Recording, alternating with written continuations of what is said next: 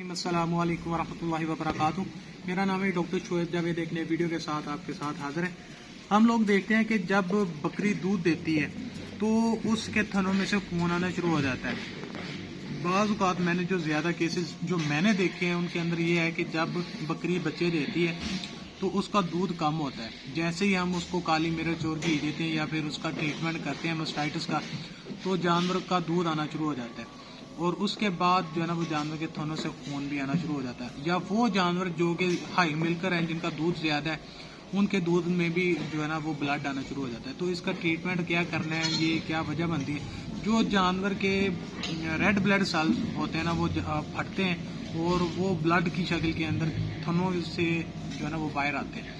तो उसका ट्रीटमेंट भी काफ़ी, जब स्टार्ट में मैंने देखा केस तो हमने भी उसका ट्रीटमेंट काफ़ी किया, मगर जैसे जैसे बंदा आगे बढ़ता है सीखता है तो उसी तरह से जानवर जो है ना वो आप सीखते हैं।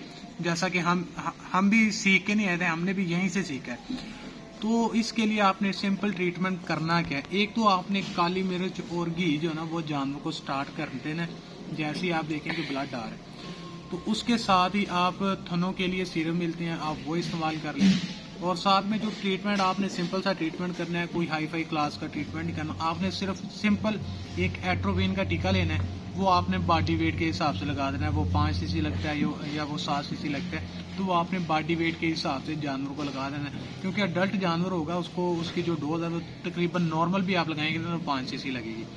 और इसके अलावा आपने जो एनक्योर का इंजेक्शन है जिसके अंदर एनरोफ्लोक्सासिन साल्ट है, वो आप 20% ले लें, यानी कि एनक्योर 10 एनक्योर 20 भी आता है। एनक्योर 20 ले लें, वो आपने जानवर को बॉडी वेट के हिसाब से लगाना है। यानी कि उसकी डोज, अगर आपका जानवर कोई 70 किलो का है तो उसकी 3.5 ml डोज जो है ना 3 से 4 ml जो डोज है ना वो लगेगी। उसके बाद एक तो आपने 2 दिन ट्रीटमेंट ये करना है, तीसरे दिन आपने इसका ट्रीटमेंट चेंज करना है। तीसरे दिन आपने ये करना है, अगर आप जब आप एनक्योर 20 लगाते हैं तो साथ में आप कोई पेन किलर भी उसको दे दें, ताकि जो तकलीफ वगैरह हो रही है जानवर को वो भी उसकी क्लियर हो जाए।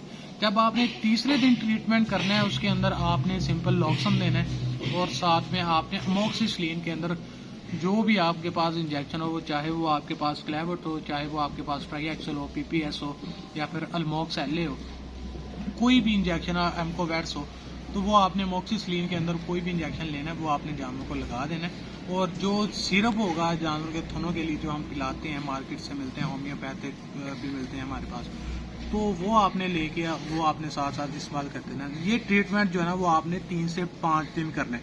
कुछ केसेस होंगे कि जो कि ना आपको टाइमली ना रिस्पॉन्स दे देंगे, यानी कि आज ट्रीटमेंट करते हैं, शाम को कुछ जो है ना वो ठीक हो जाएगा।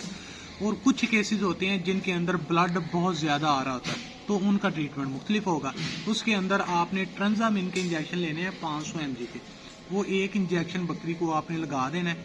तो वो आपने एक इंजेक्शन लगाने के बाद उस जानवर को आपने 10 से 15 मिनट वो लगा रहने दें। उसके बाद एट्रोपिन का टीका लगाएं और साथ ही आप एनक्योर 20 का जो इंजेक्शन है ये लगा दें। और इसके अलावा अगर वो आप देखते हैं कि रिस्पॉन्स नहीं दे रहा, एक इंजेक्शन लगाया, तो आप नॉर्मल सलाइन की 100 ml की बोतल लें, उसके अंदर 2 इंजेक्शन जो है ना वो ट्रांजामिन के वो उसके अंदर मिक्स करके जानवरों को आईवी लगा दें, ताकि जानवर टाइमली जो है ना वो आपको रिस्पॉन्स कर दे।